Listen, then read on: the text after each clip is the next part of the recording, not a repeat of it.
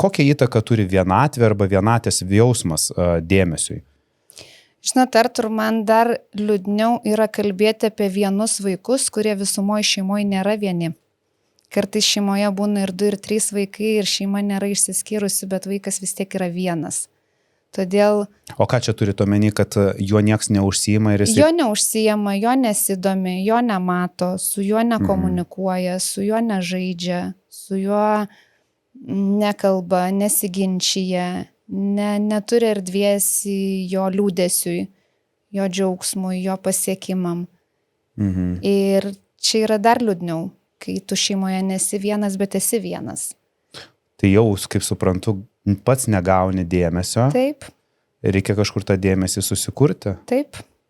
Taip.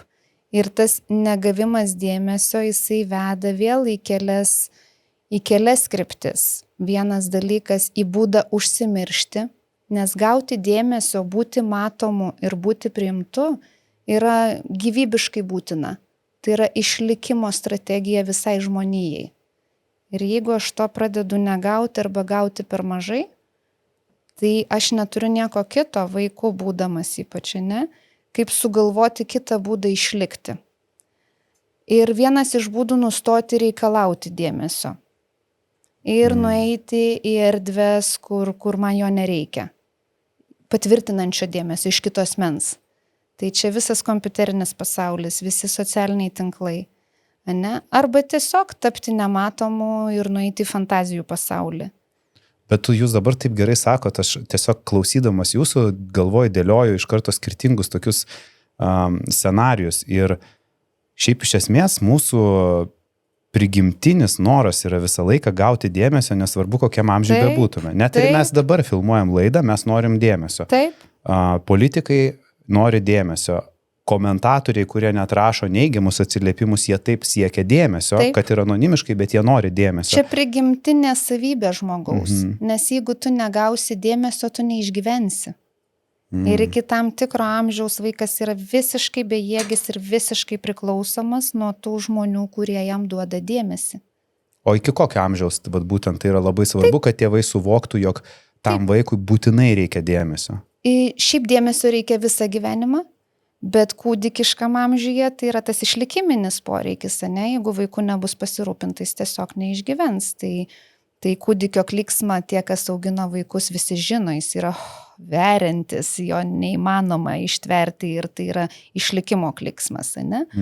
O po to iki 2, 3, 4, 5 metukų tai yra didžiulis poreikis gauti dėmesio tam, kad aš išmokčiau būti pasaulyje.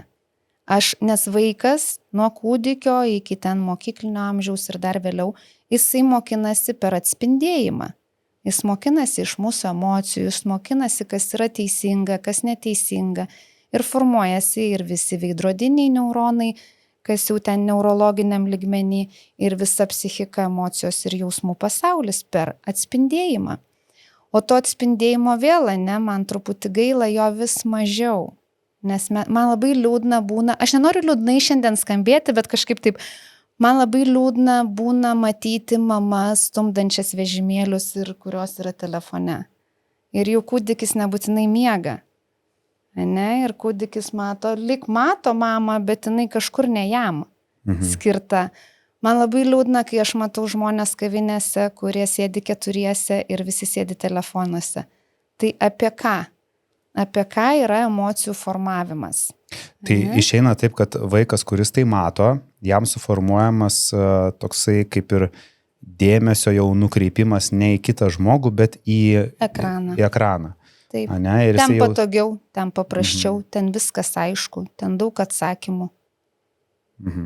Ir kokią įtaką turi visas šitas dalykas toliau vystymuisi pačioje šeimoje? Vaikui sakot, ten iki 5-6 metų vieno reikia, po to, jeigu jis jau pradeda atkartoti tėvų elgesį ir pats sėdėti tame ekrane nuo 6-7 metų, kaip tada skiriasi vaikas, kuris, tarkime, nuo to yra ribojamas ir juo yra užsiimama, ane? Ir kitas vaikas, kuris, pavyzdžiui, tik tenai randa save, kad ir šeimoje, kaip sako, 3 vaikai, bet jie tarpusavį net nebendrauja, kiemą neina, bet žaidimai, technologijos, komentarai O kitas vaikas žaidžia lauke su broliai, su sesėm, tėvai jo užsiima, dėlioja lego ir panašiai. Vat kokia ta atskirtis vyksta? Didžiulė.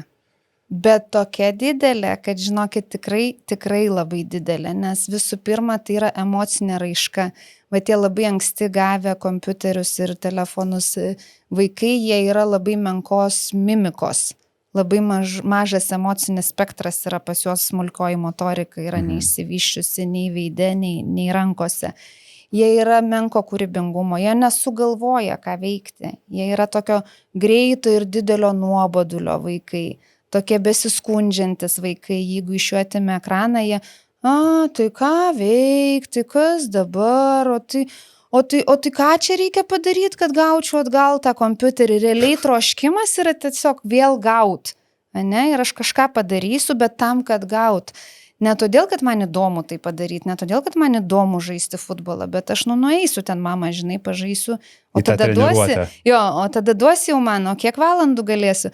Tai labai skiriasi.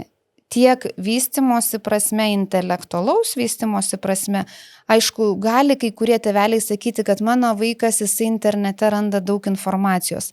Taip, gali būti, bet tai retai yra sujungiama su to jausminio intelekto vystimusi, to emocinio intelekto vystimusi. Tai yra tik tai žinių paketas. O dabar, jeigu mes užbėgtume šiek tiek toliau ir tarkime, šie du skirtingi vaikai tampa suaugę.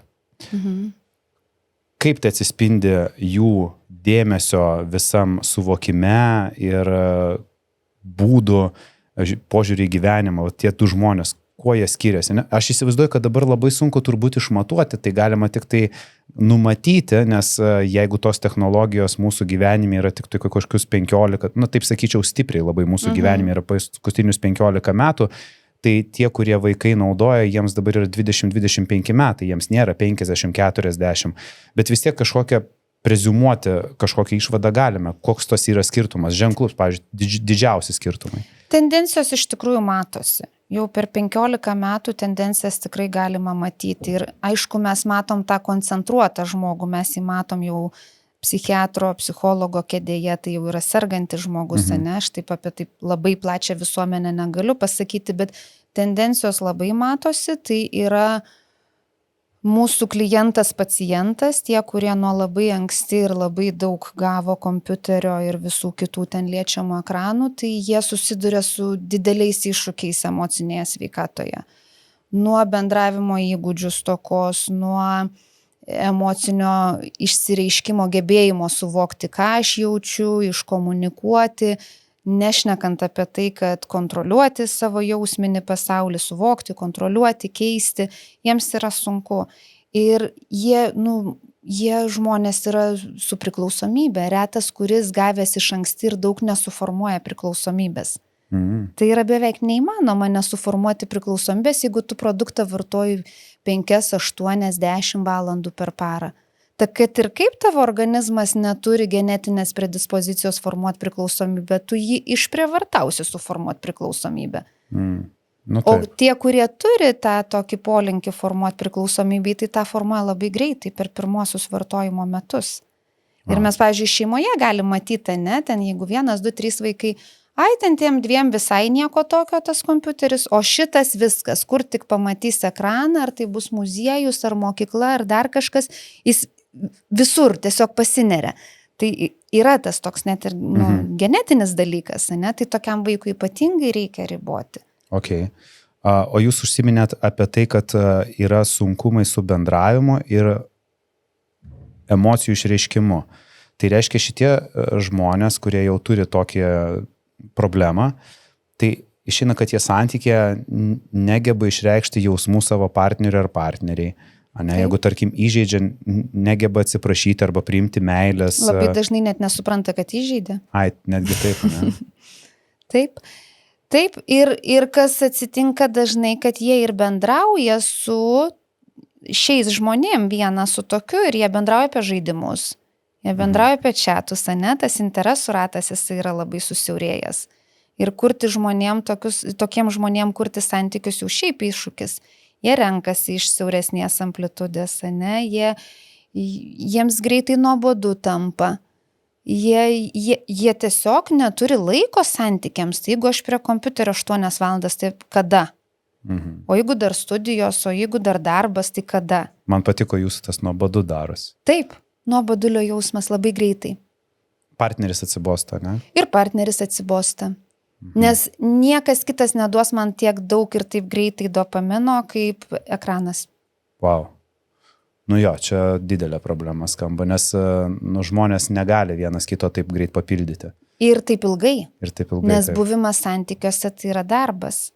Įsimylėjimo fazė, jinai yra smagu, jinai dopaminas, endorfinas, visi kiti ten neuromediatoriai, kurie mus daro lengvai apsvaigusius, kartais net ir stipriai apsvaigusius, bet tai yra pirma įsimylėjimo fazė, kuri turi baigtis. Vieniem po 2 mėnesių, kitiem po pusės metų, jeigu labai pavyksta, tai po 4 metų, bet jeigu mes nepereinam į kitą santykių stadiją, tai jau vėl raudonos vėliavėlės, ne? Tai reiškia, aš moku būti tik tai euforizuotoj būsenoj santykiuose, ne? Tai, bet santykiai jie neduoda tiek dopamino kaip priklausomybė. Nu jo, dabar kažkaip dažnai girdi, kad žmonės santykyje bijo tų stagnacijų.